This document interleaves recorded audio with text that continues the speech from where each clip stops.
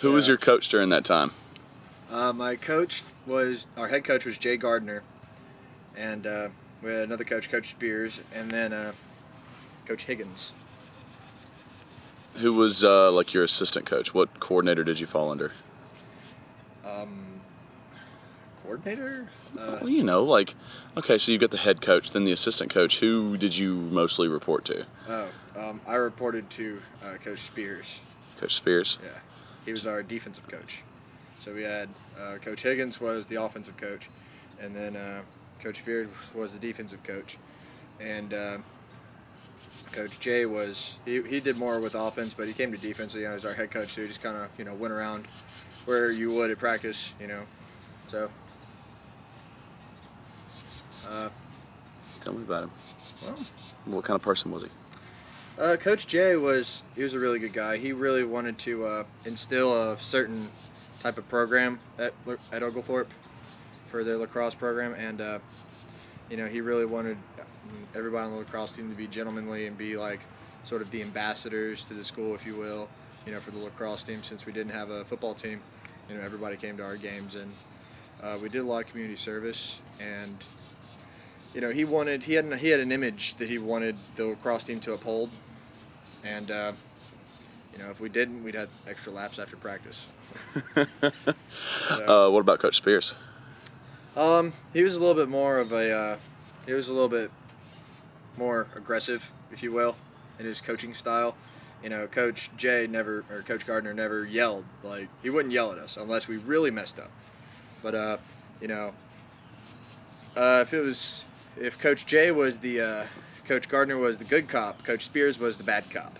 Okay. So if we did anything wrong, on the field or off the field, we got yelled at, we got snatched, when someone grabs your face mask and yanks it in, or, have to do up downs, have to do burpees, have to, run extra laps, conditioning. If you're yelled at by Coach Spears, you're in trouble. How did he do it? Like, would he belittle you or try to inspire you to do better? Positive or negative?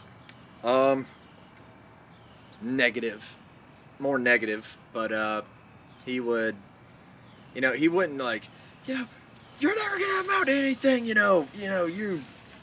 he wouldn't say awful things, but if you, missed your assignment on a play, he would let you know that he was unhappy with you.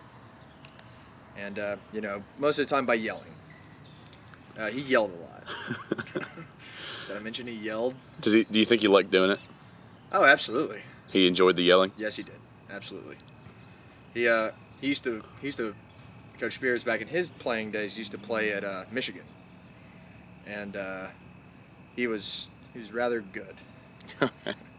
So he was he wanted us to be mean. Like, he wanted us to be, especially since he was the defensive coach, all of the defensemen were supposed to be the biggest guys, the biggest, meanest guys on the team. So, he was going to instill a mean streak in us. Because, it's a tough sport. Like, it's a violent sport. Like, I was drawn to the game for the violence. And, if we didn't hit hard, if we didn't do what if we didn't do our jobs, Coach Spears got onto us. So, who do you think affected your playing more, Coach Gardner or Coach Spears? Off the field, Coach Gardner. On the field, Coach Spears. Explain both of those answers if you could. We'll start Coach Gardner. Okay. How did he affect you? Coach Gardner, he really expected us to, he expected us to do well in the classrooms. Like, we had study hours for lacrosse. We had a binder in the library, and we had to go sign in and out.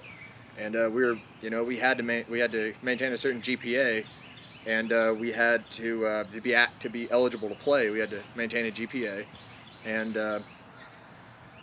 we had to log 6 hours a week in the library.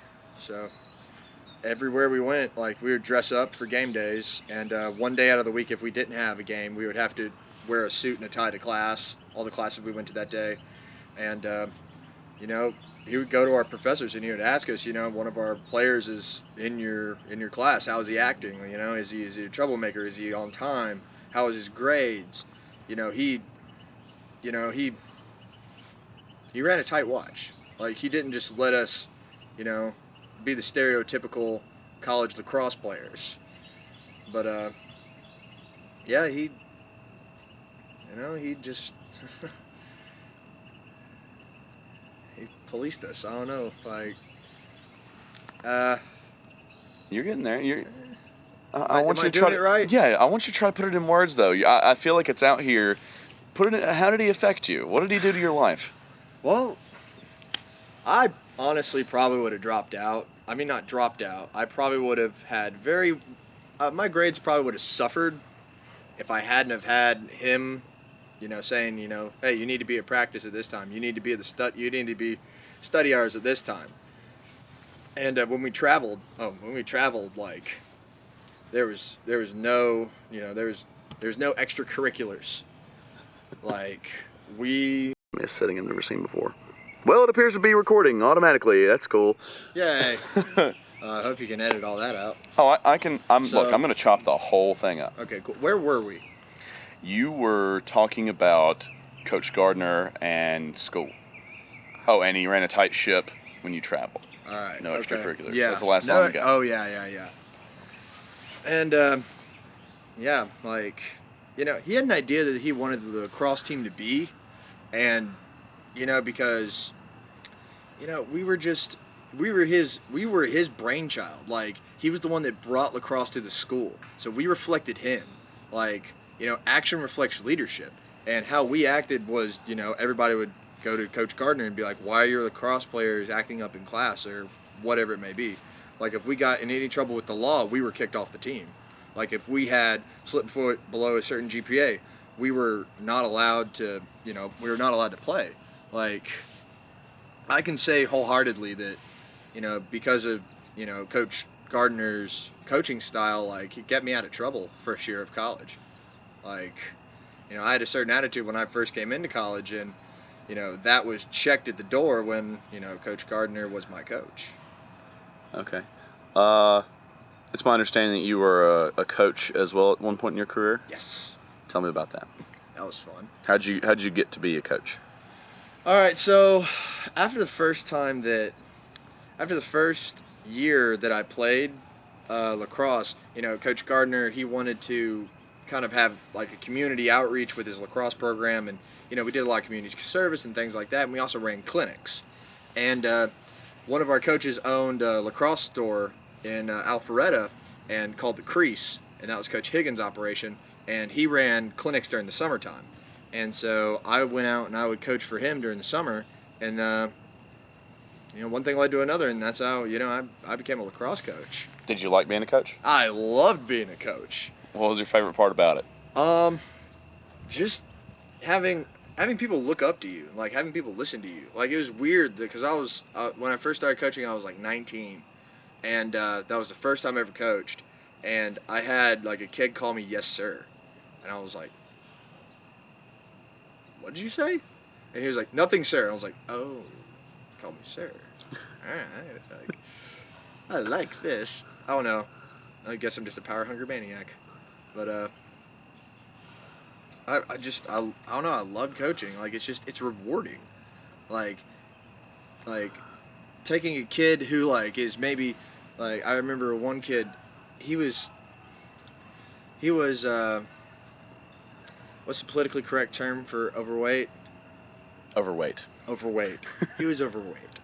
And he just I'm sorry. I'm trying not to be offensive. I'm trying not to swear. I'm trying not to be offensive. Start that whole line over again. Okay. You had a kid who was overweight. Yeah, we had a kid who was all right, so when I coached, we had a kid who was overweight, and like his parents were just happy to be there. Like, him being on the field was all they wanted.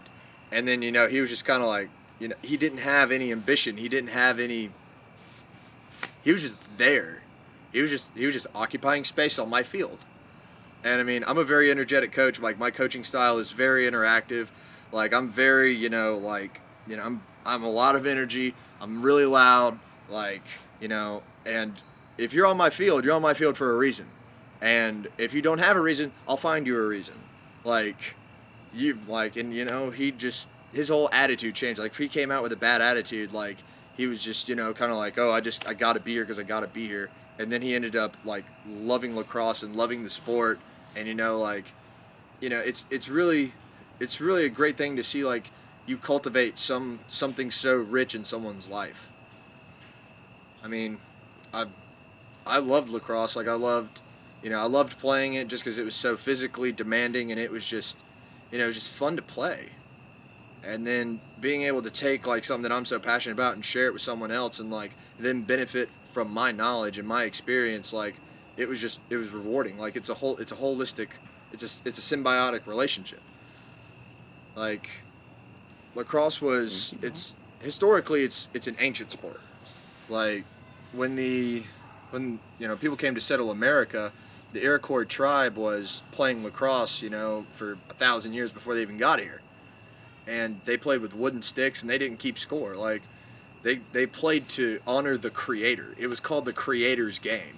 And in the Iroquois language, it's called the little brother of war. And tribes would play this to settle disputes. They would settle war disputes with it. They would settle trade disputes with it. And so you would have, 50 to 60 warriors on each side, playing in a field, if you will, of 5 square miles. And that's how they settled war disputes. Like, instead of everybody going to war and dying, like, they would play lacrosse. Interesting. And it carries a lot of history with it. And it's remained pretty much unchanged. But what else do you want to know? Let's try to do the tribunal thing that I did a minute ago, the grand jury, board of regents type thing. That was fun. Okay. I want you to defend the lacrosse program. Okay. What do you have to say? All right. Lacrosse is the fastest growing sport in America. It is the most athletic sport there is. You have to be ambidextrous, you have to be fast, you have to be agile, you have to be powerful, you have to have a lacrosse IQ to play. Like, this game requires intelligence as well. Like, you have to be an athlete. All the things that require you to be an athlete, lacrosse, it demands it. You can't just have one and skimp on the others. Like, you're an athlete if you play lacrosse. Lacrosse games are exciting. Like, there's big hits. People, they want to see violence to some extent to the other. And it's also a very flashy game. It's something that, people get to celebrate. It's something that, people get involved with, and they really like it. Like, if your school doesn't have a football team, a lacrosse team's the next best thing, because people get to go there and be loud and, watch your team, like, either beat the living crap out of someone, or, they get the crap beaten out of them. Like, it's a fun game to watch. Like, it's an exciting time. It's not a passive sport. And you can play it all over the United States. Like, there's lacrosse programs everywhere in the U.S. and internationally too. So, I mean, you can, if you're a school and you want to bring people into your school, and you have that connection for them to play lacrosse, so you can bring them into lacrosse. Here's a question I just thought of. Is there any one specific thing about lacrosse that makes it inspiring, so to speak? Just like, because you got to find motivation within yourself. Is there any one specific thing, or is it just the violence? There is one specific thing, and it's called Braveheart. So Braveheart is where you have one goalie, you have one attackman. And it's where, if, teams go into overtime, like, if you go into overtime, you have special rules for it. It's like, first team that scores wins. If it's still scoreless at the end of 2 overtimes, I believe, you go into Braveheart. And it's one player, one goalie. Play, it's sudden death. Play until you win. And, like, there's going to be a winner. And if you're that guy that gets picked to go out there and play, like, one-on-one, like, there's nothing it doesn't get any better than that. Like one-on-one. Like, I mean, it doesn't get any more. It doesn't get more beautiful than that. That's beautiful. Is there something to the human warrior spirit that the game speaks to? I would say, yeah, absolutely. Like, I mean, that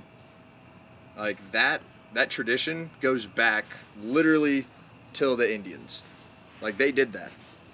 Like, you know, we just took their game and, you know, gave it updated sticks and helmets. And, you know, we made the field a little bit smaller. All right. It's getting dark, so we'll shut it down. Any one thing you want to say? Dude, I don't know. Some badass quotes or something? I don't know. Top 5 best hits? I don't know. No, it's fine. That's good. I hope I don't. We rolling? Of course. Teach me how to play lacrosse. Well, all right. So you have offense, you have defense, and defenders have long sticks and stick.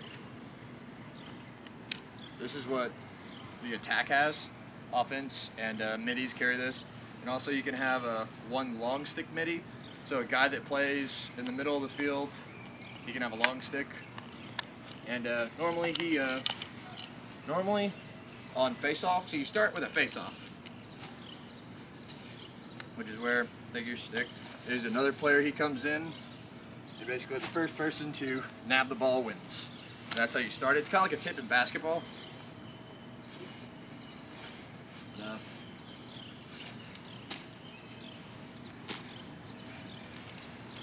So, anyways, after the face-off, then you start playing, and you can pass the ball like home passing, just like that. Throw it to another player.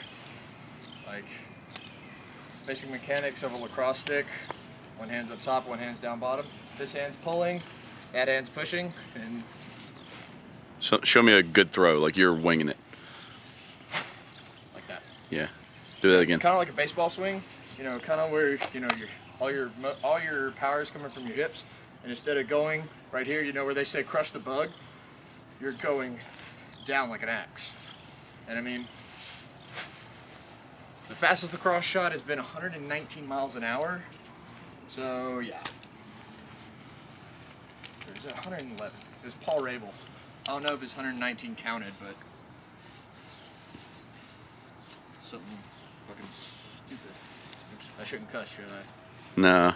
This is probably going to be audio free. It's going to be your interview with this video. Get what I'm saying? Yeah.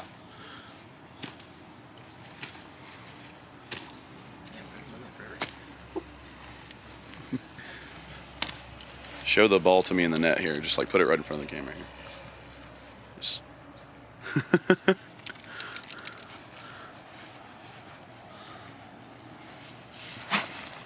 You dropped it.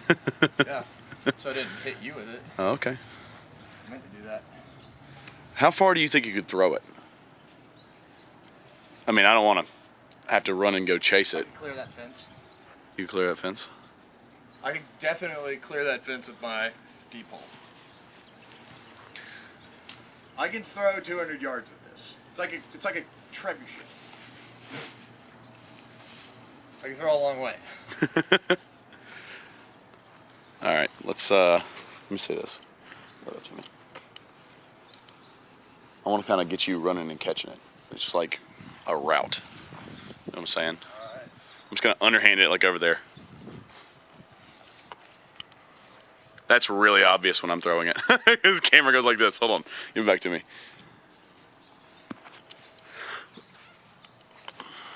Now let's try it again. Ready?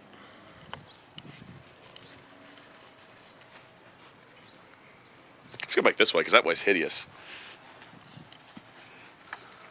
All right. Back over here. Get over here. Yes, coach. You ready? I'm going to pop it up like right there.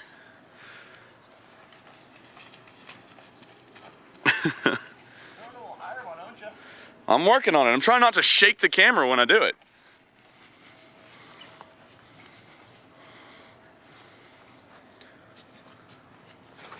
Nice little putt. Ah, all right.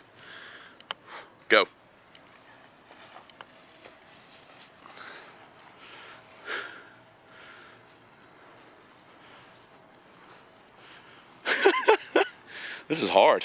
This is terrible. Quit throwing it like that. I'm trying to watch the camera while I'm throwing it. Set the camera up.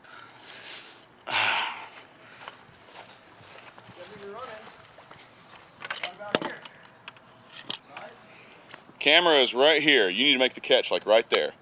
Okay. Back. Look at me coaching you.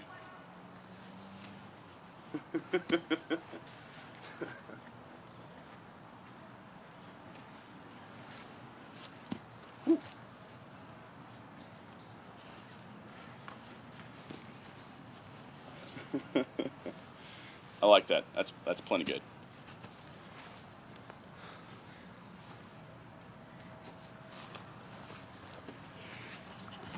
Can you do any tricks? Like you know how Tiger Woods does a little thing? How are you doing it? What? Ball.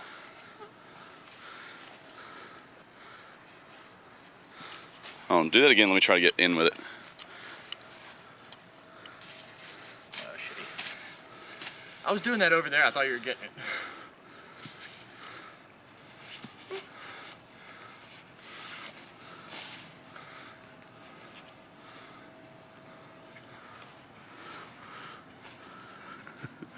It's been a long time since I've done this. That was good. You want to try to do the interview again? Yeah. I'm so sorry about that. Damn, I should have got you actually throwing it. Do it again.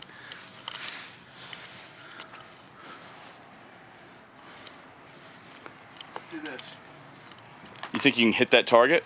Easily. Get the chair out of the way here. Oh, it's been a minute since I've thrown this ball hard.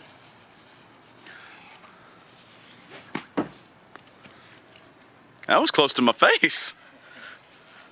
We won't use that one. Get off my stick. That's good. All right.